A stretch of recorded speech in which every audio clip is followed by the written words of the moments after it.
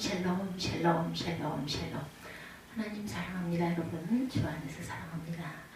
126편 말씀 1절에서 6절까지 우리는 꿈꾸는 것 같았도다. 1절에 말씀하고 있죠. 야훼께서 시온의 포로를 돌려보내실 때 우리는 꿈꾸는 것 같았도다. 그때 우리 입에는 웃음이 가득하고 우리 혀에는 찬양이 찼었도다. 그때 문나라 가운데서 말하기를 야훼께서 그들을 위하여 큰 일을 행하셨다 하였도다. 야훼께서 우리를 위하여 큰 일을 행하셨으니 우리는 기쁘도다. 야훼여 우리의 포로를 남방 시내들같이 돌려보내소서. 눈물을 흘리며 씨를 뿌리는 자는 기쁨으로 거두리려다. 울며 씨를 뿌리러 나가는 자는 반드시 기쁨으로 그 곡식만을 가지고 돌아오리다. 오늘 시편 126편 1절에서 6절 말씀 우리는 꿈꾸는 것 같았도다. 이와 같은 제목으로 은혜를 나눕니다. 사람이 태어나 한평생 살면서 해결하려고 아무리 몸부림쳐도 해결하지 못하는 것, 바로 죄의 문제죠. 사람이 태어나면서 너무나 예외 없이 죄성을 지니고 태어나서 죄는 우리를 깊은 절망에 가둬놓습니다. 덴마크의 세계적인 철학자 키에르 케고르가 그래서 죽음에 이르는 병이다 하는 책을 썼는데, 그는 여기서 절망을 말하고 그 절망은 인간의 실존적인 절망, 즉 인간이 갖고 태어난 원죄에 대해서 다루고 있어요. 죄는 우리를 절망에서 헤어나지 못하게 합니다. 죄의 문제를 해결해 보려고 수많은 사람들이 몸부림을 쳐봤지만 결국 더 깊은 그 죄의 수렁에 빠져 헤매다 세상을 떠나고 말았어요. 이 세상 어디에도 죄의 문제를 해결해 줄 사람은 없습니다. 그러나 우리가 참으로 감사한 것은 우리 주 예수 그리스도께서 이 땅에 오셔서 우리의 모든 죄를 짊어지고 돌아가심으로 우리에게 구원의 문을 열어주셨다고 하는 것이죠. 예수님 없이는 우리는 죄 가운데 살다 죄 가운데 죽어 갈 수밖에 없는 절망적인 존재라고 로마서 3장 23절에 말씀하고 있어요. 모든 사람이 죄를 범하였음에 하나님의 영광에 이르지 못하더니, 모든 사람이 죄를 범했기 때문에 하나님의 영광에 이르지 못한다. 성경에서 말씀하죠. 오직 예수 그리스도만이 온 인류의 희망이 되신다라는 것입니다. 우리가 예수를 믿고 나면 죄와 절망의 부레를 벗어버리고 주님 안에서 참된 자유와 기쁨과 평안을 누리며 살아갈 수가 있습니다. 무엇보다 예수를 믿고 난 다음 온 우주 만물을 지으시고 다스리시는 하나님이 우리의 하나님이 되셔서 우리의 영적 아버지가 되어주셔서 우리를 그 품에 안아주시고 주님의 사랑 가운데 인도해 주신다고 하는 거죠. 때때로 우리가 문제가 다가오고 어려움이 다가오고 나는 도저히 해결할 수 없는 그러한 깊은 고민과 절망에 빠졌을 때 우리 주님은 우리를 그 절망에서 건져주십니다. 우리를 절망에서 건져주신 하나님은 어떤 하나님일까요? 여러분들, 첫째, 절망에서 건져주신 하나님에 대해서 말씀드립니다. 1절은 야훼께서 시온의 포로를 돌려보내실 때 우리는 꿈꾸는 것 같았도다. 이 말씀의 배경이 어디일까요? 하나님이 세상의 많은 민족 가운데 이스라엘 민족을 택하셔서 하나님의 백성으로 삼으셨어요. 하나님의 놀라운 은혜를 베풀어 주셨습니다. 그래서 그들이 오늘날 팔레스타인 지역의 자리를 잡고 이스라엘 왕국을 세우게 되었고 사울, 다윗, 솔로몬에 이르면서 나라가 부강하게 번성합니다. 그런데 풍요로움이 맞아 그들이 하나님께 등을 돌려요. 우상을 숭배하고 죄짓고 타락합니다. 그래서 솔로몬 왕 다음 르호보암 왕 때 이스라엘이 둘로 나뉘어지죠. 북쪽을 사마리아가 수도가 돼서 이스라엘이라고 부르고 남쪽을 유다라 이렇게 부르죠. 남유다. 그것이 주전 922년의 일입니다. 그리고 200년이 지나고 나서 이스라엘이 아수르에 의해서 멸망을 당하고 다시 150년이 지나서 주전 586년에 남왕국 유다가 바벨론에 의해서 멸망을 당하죠. 바벨론이 586년 완전히 남왕국 유다를 멸망시킬 때까지 세 차례에 걸쳐서 남왕국 유다를 침략해서 이스라엘 백성들을 붙잡아 갑니다. 특별히 귀족, 그리고 또 배운 사람, 재능을 가진 사람, 장인들을 데려가서 그들을 노예로 부리며 그들을 통해 필요한 것을 그들이 만들게 하고 또 그들로 하여금 본인들에게 기쁨을 가져다 주도록 은혜를 그 음악을 연주하게 했어요. 세월이 흘러 10년이 지나고 20년이 지나고 30년, 40년이 지나죠. 포로로 끌려왔던 사람이 한 사람 두 사람 세상을 떠납니다. 바벨론 왕국이 멸망하고 페르시아 왕국이 새로 등장하고 나서 갑자기 고레스 왕이 그곳에 포로로 끌려갔던 이스라엘 백성들 그리고 그 후손들을 본국으로 돌아가도 좋다. 가서 성전을 지어도 좋다 하는 칙령을 내리게 되죠. 상상지도 못한 일이 일어났어요. 그래서 그들이 우리들이 꿈꾸는 것 같았도다. 그때 살아남은 사람은 90세가 넘어서 나이가 많이 든 인생의 모든 희망이 사라진 백발 노인들 그리고 자손들밖에 없었는데 갑자기 고레스 왕이 그런 칙령을 내린 것입니다. 기적과도 같죠. 꿈꾸는 것 같아도다. 오죽이나 하면 이렇게 고백을 했겠습니까? 꿈에도 그리던 자기 나라로 70년 만에 돌아가게 됩니다. 시편 120편 2절 말씀에 그때 우리 입에는 웃음이 가득하고 혀에는 찬양이 찼다 이렇게 고백합니다. 상상치도 못한 일이 일어난 것이죠. 10년이 아니고 20년이 아니고 70년이 지난 이후에 그들이 아무런 조건 없이 돌려보낸다. 고레스 왕이 허락을 한 것입니다. 하나님의 역사라고 하게 볼 수가 없죠. 기적입니다.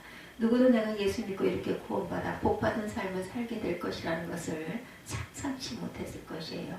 죄 가운데 태어나 죄 가운데 살다 죄 가운데 죽을 수밖에 없는 우리의 운명이었는데 어느 날 어느 때 하나님이 우리를 부르신 것이죠. 너는 내 것이다 이렇게 부르신 사건 이것도 기적입니다. 내가 믿는 가정에 태어나 주님이 부르셨든지 친구를 통해서 내가 부름을 받고 교회를 왔든지 아니면 처음으로 내가 아는 사람 따라 교회에 왔든지 그것이 중요한 것이 아니죠. 주님이 어느 때 우리를 부르신 것입니다. 불러서 주님 앞에 나와 예수를 믿게 하심으로 말미암아 내가 죄와 절망의 노예에서 벗어나 축복받는 하나님의 자녀가 된 것이죠. 요한복음 1장 12절에 영접하는 자 곧 그 이름을 믿는 자들에게는 하나님의 자녀가 되는 권세를 주셨으니 믿는 자마다 하나님의 자녀가 되는 권세를 주셨다 이렇게 말씀합니다. 기대하지 못했던 놀라운 기적과 은혜와 축복이 임한 것이죠. 꿈꾸는 것 같다는 놀라운 일들이 우리에게 일어납니다. 그러므로 우리 일생은 감사의 일생이 되어야죠. 나 같은 죄인이 구원받아 하나님의 자녀가 되었으니 감사합니다.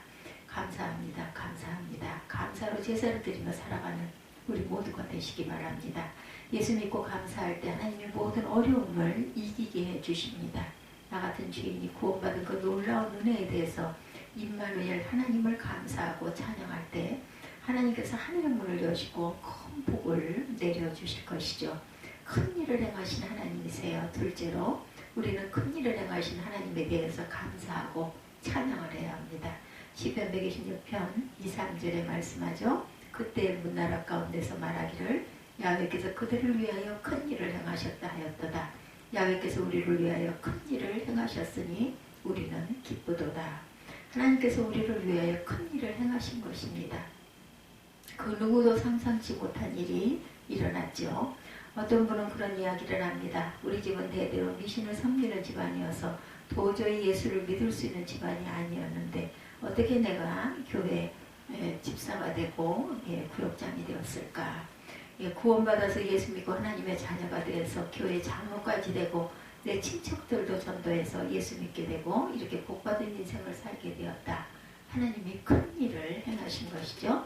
70년 동안 종살이하던 이스라엘 백성들은 하루아침에 해방을 받고 본국으로 돌아가게 하시니 모든 나라 사람들이 보고 깜짝 놀랍니다. 과연 하나님을 섬기는 나라 백성은 다르구나. 이 놀라운 일들이 일어난 것이죠. 1차, 2차, 3차에 걸쳐서 포로로 끌려갔던 그들이 다 풀려납니다. 그런데 70년 동안 포로 생활하는 가운데 이미 나라가 멸망했기 때문에 수많은 사람들이 각 나라에 흩어져서 노예처럼 살았어요. 그들이 다 주님께 돌아오게 하여 주옵소서. 시편 126편 4절에서 이렇게 고백하죠. 야훼 우리의 포로로 남방 시내들 같이 돌려보내소서. 이스라엘의 남방 시내는 건기 때는 바짝 말라 있지만 우기 때는 물이 차고 넘쳐서 흘러 주변을 적시죠. 물이 흘러 넘쳐나는 것처럼 차고 넘치는 것처럼 온 흩어졌던 이스라엘 백성들이 다 본국으로 돌아와 주님을 찬양하게 하여 주옵소서. 하나님께서 이스라엘 백성들처럼 우리 대한민국을 사랑하셨죠. 1910년 일본에서 강제적으로 우리나라가 통합당하고 모든 주권을 잃어버렸을 때 9년 후에 3.1운동을 통해서 우리가 독립만세 운동을 벌였지만 독립을 이루지 못하고 그로부터 35년이 지나서 1945년 8월 15일 꿈에도 그리던 해방을 맞게 되죠. 하나님이 하신 놀라운 기적의 역사입니다. 그 누구도 상상지 못한 일이 일어난 것이죠. 35년 동안 일제 치하에 있던 우리가 1945년 8.15 해방을 맞게 됐을 때 그 기쁨도 잠시 나라가 반으로 나뉘어져서 북한은 공산국가가 되고 남한은 자유민주주의 국가가 되죠. 그렇게 나누어져서 어느새 올해로 몇 년이에요? 1950년, 그래서 53년에 나누어졌으니까 53년, 2014년이죠.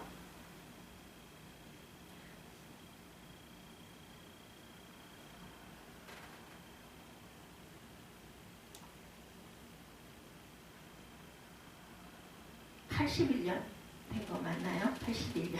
제가 계산을 빨리 못합니다.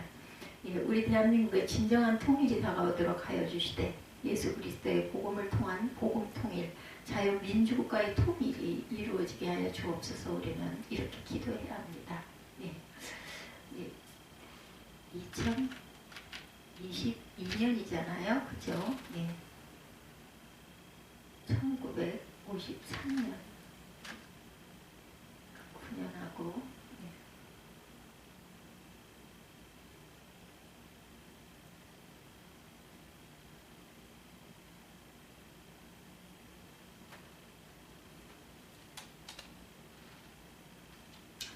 주여 우리 대한민국의 진정한 통일이 나가도록 하여 주시되 예수 그리스도의 복음을 통한 복음 통일, 자유민주국가의 통일이 이루어지게 하여 주시옵소서. 제2차 세계대전이 끝나고 난 후 2차 세계대전을 일으킨 장본인 독일도 마찬가지로 반으로 나뉘어져서 동쪽은 공산국가가 되고 서쪽은 자유민주주의의 국가가 됩니다. 그 나라가 갑자기 통일된다는 것은 누구도 상상하지 못했어요. 근데 1982년 5월부터 매주 월요일 5시에 성 니콜라이 성당에 모여 기도하기 시작을 하죠. 주여 독일의 통일이 다가오도록 하여 주옵소서. 우리 같은 민족이 헤어진 지 벌써 수십 년입니다. 40년이 지났습니다. 우리를 하나 되게 하여 주옵소서. 하나 되게 하여 주옵소서. 7년 동안 기도했더니 1989년 12월 베를린 장벽이 무너져서 독일이 하나 되게 만들어지는 역사가 일어났습니다. 할렐루야. 이와 같은 놀라운 일들이 우리 대한민국에도 일어나게 하여 주옵소서. 예, 맞습니다. 이런 기가 막힌 일들이 일어나야 할 줄로 믿습니다. 69년 됐네요. 69년. 53년에 남과 북이 나뉘었다고 하면 69년, 70몇 년이 아니라 69년 됐습니다. 7년 동안 기도했더니 이런 기적의 일들 일어나요. 우리도 지금 끊임없이 남북이 민주주의로 통일이 되게 해달라고 계속 기도하고 있죠. 예레미야 33장 2절에서 말씀합니다. 이를 행하시는 야훼, 것을 만들며 성취하시는 야훼, 그 이름을 야훼라는 이와 같이 이르시도다. 주님의 일을 행하시고 그 일을 만드시고 성취하신 것, 주님이 하신 일입니다. 주님께 맡기고 믿고 의지하고 기도하고 나아가면 반드시 주님의 날에 놀라운 기적이 일어나게 될 것이다. 우리가 우리 인생의 운전대를 쥐고 운전하는 것 같지만 우리 뒤에 우리 일생을 주관하시는 하나님이 우리 운전대를 붙들고 우리의 길을 인도하고 계신 것이죠. 우리의 길을 인도하고 계시고 우리 교회의 길을 인도하고 계시고 우리 대한민국의 길을 인도하고 계시고 전 세계 교회를 인도하고 계신 것입니다. 이 하나님은 참으로 좋으신 하나님이죠. 그리고 마지막으로는 합력하여 선을 이루시는 하나님. 합력하여 선을 이루신 하나님에 대해서 126편 5절 6절에서 눈물을 흘리며 씨를 뿌리는 자는 기쁨으로 거두리로다. 울며 씨를 뿌리러 나가는 자는 반드시 기쁨으로 그 곡식단을 가지고 돌아오리로다. 이스라엘 백성들이 바벨론에서 70년 동안 포로 생활하면서 울고 또 울고 울었어요. 고향이 그리워서 울고 헤어진 가족이 그리워서 울고 성전이 무너진 것이 너무 안타까워서 마음이 괴로워서 울고 포로 생활로 당하는 고난 때문에 울고 그들이 조롱당하고 멸시당하는 아픔 때문에 울고 또 울었습니다. 울면서 주님을 바라보죠. 주님 나의 눈물을 보시옵소서.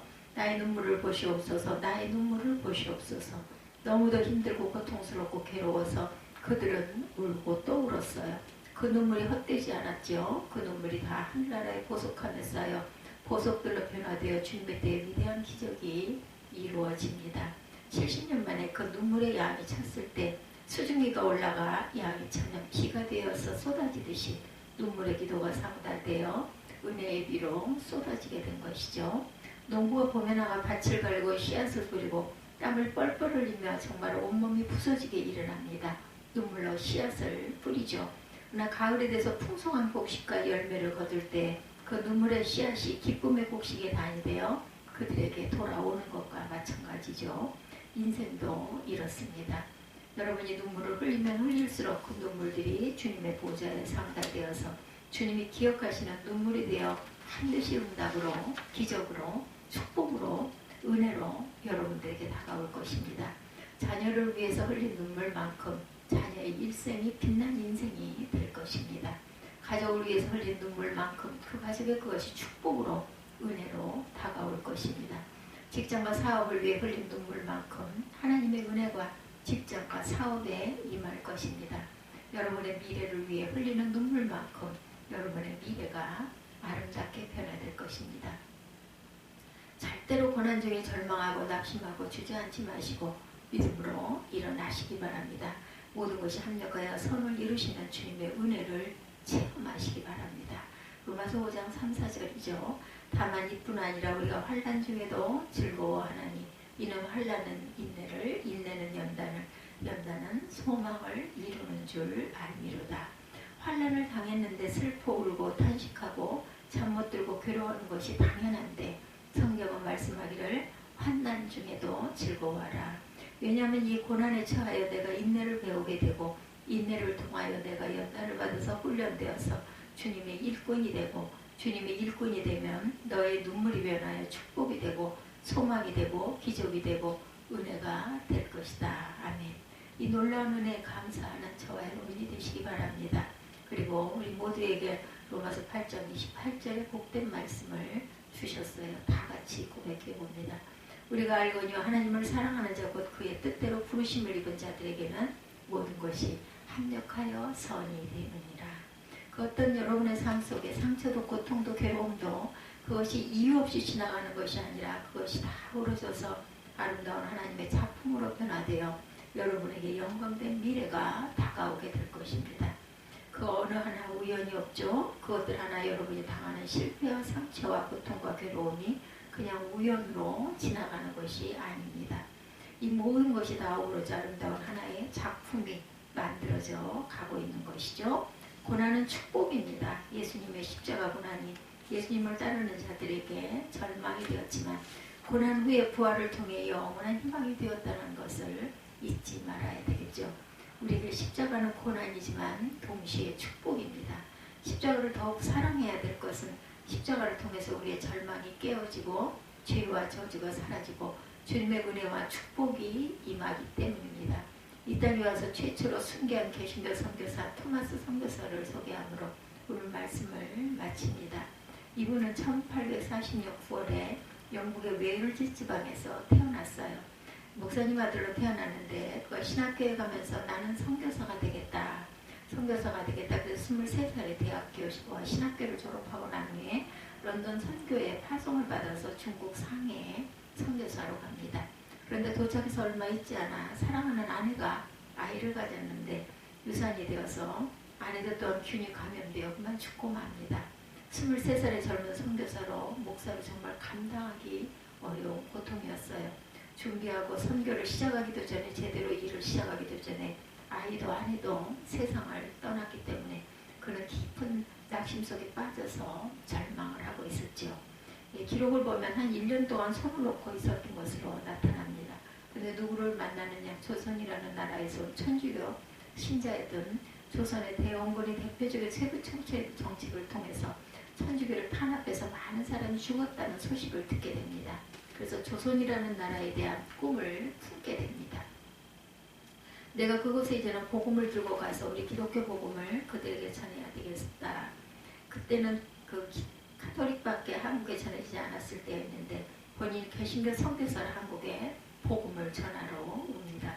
그래서 1865년 황해도에 와서 성경책을 잔뜩 싸들고 와 나눠주면서 그 섬에서 한국말을 배우면서 복음을 전하죠. 태풍으로 인해 잠시 중국으로 돌아갔던 그가 기도하는 가운데 1866년 조선에 무역을 하러 가는 미국 상선 제너럴 셔먼호를 그가 알게 되었고 그들에게 부탁해서 그 배에 통역관을 태웁니다. 성경 하나 들고 타가지고 이 제너럴 셔먼호를 타고 대동강을 거슬러 평양을 올라오는데 기록에 따르면 1866년 8월 9일이었다고 합니다. 이때 올라오는 그 배를 타고 평양에서 올라오는데 관리가 와서 배를 탑니다. 왜 배가 여기까지 올라왔습니까? 본인은 미국 상선인데 조선과 무역을 하려 합니다. 우리는 다른 나라와 무역을 하지 않습니다. 돌아가십시오. 돌아가야 하는데 이 자네를 셔먼호가 가자고 버팁니다. 그래서 거기서 전투가 시작되었다고 그래요. 이 배가 가지 않고 계속 거기서 평양 대동강가에 머물러 있으니까 백성들이 와서 돌을 던지고 총을 쏘고 하는데 이 상선이 무장한 상선이었습니다. 그래서 대포를 쏘고 사격을 하고 총을 쏘니까 전투가 아주 커집니다. 한참 전투한 뒤에 서해 썰물이 들어서 물이 싹 빠지면서 강물 수위가 낮아지니까 큰 배가 그만 걸리고 맙니다. 수심이 얕아져가지고 평양 감사가 지시를 해서 작은 배 여럿을 묶고 상류에서 그 안에다 나무를 넣고 불을 질러가지고 떠내려 보내가지고 제너럴 셔먼호가 완전히 불덩어리가 돼서 타고 가라앉고 말죠. 그래서 거기 타고 있던 서문이 나올 때 대동강가에 있던 사람이 나오는 사람을 칼로 쳐 죽입니다. 토마스 선교사가 그 배에서 나올 때 성경책을 한 권 쥐고 나와서 사람들에게 전해주었어요. 근데 박충권이라는 사람이 와 그에게 칼을 들었을 때 그분에게 그 성경을 전해주었는데 박충권 이분이 칼로 쳐서 토마스 선교사를 죽입니다. 피를 흘리며 27살의 젊은 선교사가 한국 최초의 순교자가 되죠. 1866년 9월 2일의 일입니다. 죽이고 돌아가려다가 그가 자기 죽기 전에 자기를 애타게 바라보며 전해준 성경책이 뭔가 하고 들고 집에 가서 성경을 읽다가 성령의 감동으로 예수를 만나게 되죠. 할렐루야. 예수를 믿게 됩니다. 토마스 선교사는 토막나서 죽임을 당하고 그곳에도 불을 질러 태워 흔적 없이 사라졌지만 그가 전한 성경이 한 사람을 변화시키고 한 가정을 변화시켜서 나중에 교회 기록을 보면 영수가 되었다고 그랬는데 요즘 말로 하면 안수 집사가 되신 것 같아요. 그래서 열심히 충성하는 교회 일꾼이 됩니다. 또한 그 토마스 선교사가 갖고 온 성경이 많은 기적을 나타냈는데 한 어린아이가 와 성경책을 버린 걸 몇 권 주워가지고 집에 가서 그것을 뜯어 벽지로 발랐어요. 그 집에 와서 쳐다보니 벽지 보고 읽다가 예수를 믿게 되었다고 그러죠.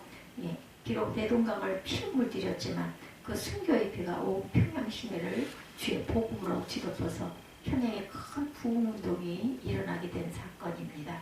1932년 그가 순교한 자리 근처에 토마스 기념교회를 짓게 되었고 그리고 그 평양 성문 앞에는 제너럴 셔먼호의 밧줄을 승전 기념으로 1945년 해방 때까지 걸어놨다고 하죠.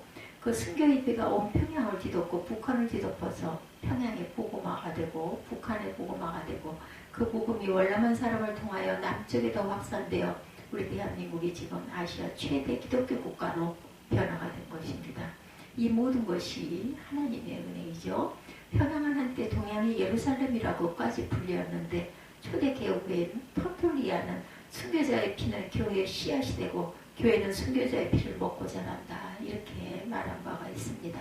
토마스 선교사의 피 같은 수많은 순교가 피를 먹은 한국 교회는 울창한 숲을 이루고 많은 열매를 맺는 아시아 최대의 기독교 국가가 되어서 복음을 세계 만방에 전하고 있습니다. 한 사람은 죽었지만 그 죽음이 이 같은 위대한 결과를 가져오게 된 것이죠. 고난은 고난으로 끝나는 것이 아닙니다. 고난 후에 다가오는 위대한 축복이 저와 여러분을 기다리고 있다는 것 절대로 낙심하지 말고 포기하지 말고 주저하지 말고 믿음의 주에 온전케 하시는 주님만 붙들고 고난의 때에 환난의 때에 믿음으로 전진 또 전진하여 위대한 하나님의 축복을 받아 누리는 저와 여러분이 되시기를 주님의 이름으로 축원합니다. 우리는 꿈꾸는 것 같았도다. 고난이 고난으로 절대로 끝나지 않고 아름다운 열매가 반드시 맺힌다는 것을 잊지 않는 저와 여러분들이 되시기를 주님의 이름으로 축복합니다. 기도하시겠습니다.